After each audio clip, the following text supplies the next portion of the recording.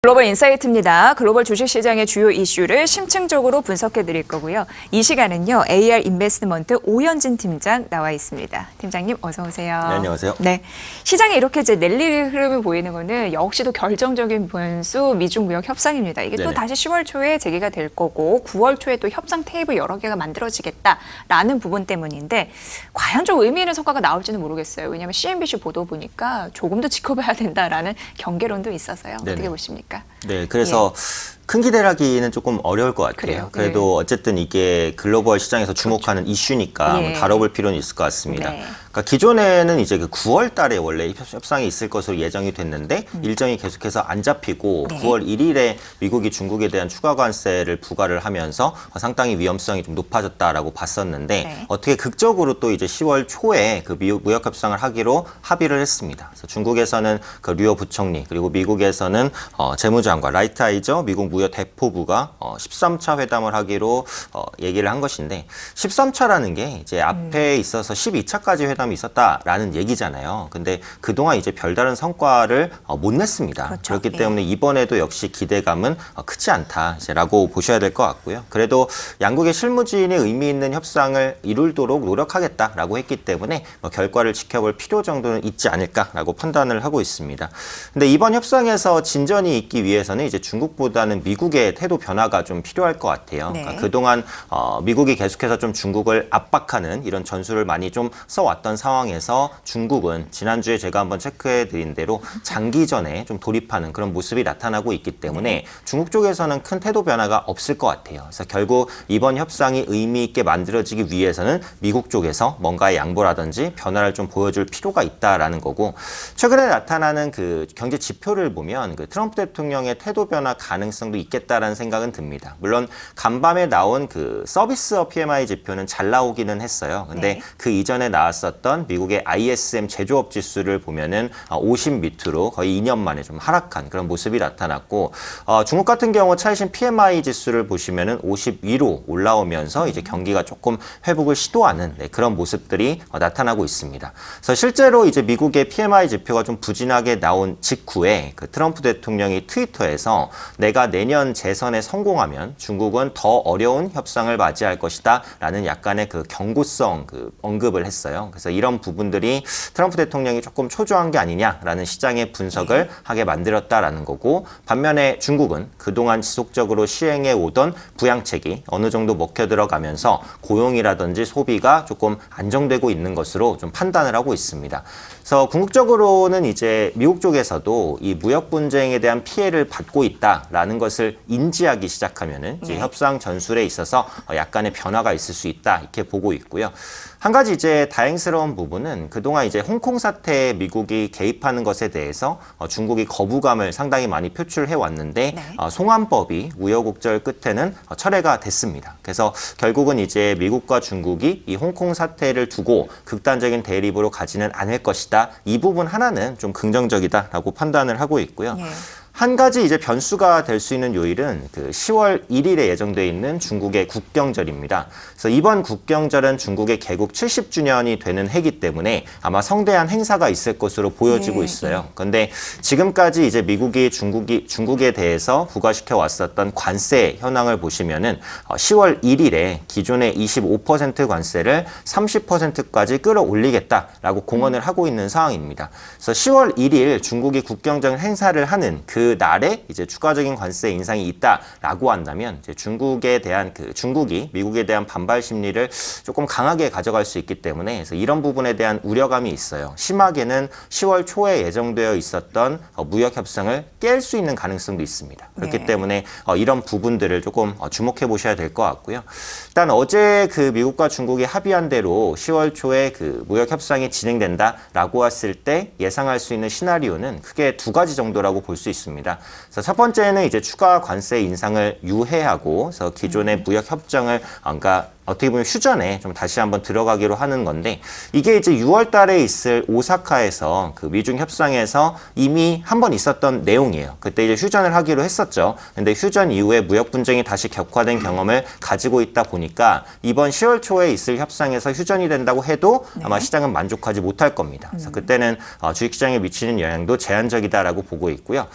두 번째 시나리오는 그러니까 핵심 부분, 그러니까 지식재산권 이런 부분에 대한 합의를 이룰 가능성은 거의 없으니까 합의를 할 수 있는 부분에 대해서 스몰 딜을 이루는 겁니다. 그러니까 예를 들면은 중국이 미국의 대두를 조금 더 수입을 한다든지, 중국이 이제 금융시장을 조금 더 개방을 한다든지, 혹은 미국은 화웨이에 대한 뭐 제재를 완화해 준다든지 이런 부분이겠죠. 물론 트럼프 대통령은 이제 화웨이 문제는 그 무역 협상의 논제로 올리고 싶지 않다라는 언급을 하기는 했습니다만, 그래도 협상이 실제로 진행되면은 그때 어떤 내용이 나올지는 모르는 거니까요. 그래서 양국이 약간의 양보를 하는 이런 스몰 딜을 한다라고 한다면 앞으로 추가적인 후속 협상에 대한 기대감도 높아지기 때문에 시장에는 호재로 작용할 수 있겠다. 이렇게 보시는 게 맞을 것 같고요. 네. 어쨌든 현재 시점에서는 이제 10월 초에 그 무역 협상 일정이 구체적으로 잡히는지 이 부분, 그리고 10월 1일에 미국이 실제로 중국에 추가 관세를 부과하는지 이 부분, 그래서 트럼프의 행동 변화와 스몰 딜이 이루어지는지 이런 부분까지 좀 연계해서 살펴볼 필요가 있겠다. 라고 말씀드리겠습니다. 네, 10월 초에 하게 되면 이제 미중 협상이 13차인데 그동안 별다른 진전은 없었습니다. 하지만 여기에서 실질적인 효과가 나올 수 있을지 미국 측의 태도 변화가 중요하다고 하고 양측에서 얼마큼 양보하느냐가 그게 관건일 것 같은데 시나리오 말씀해 주셨으니까 참고해 보시고요.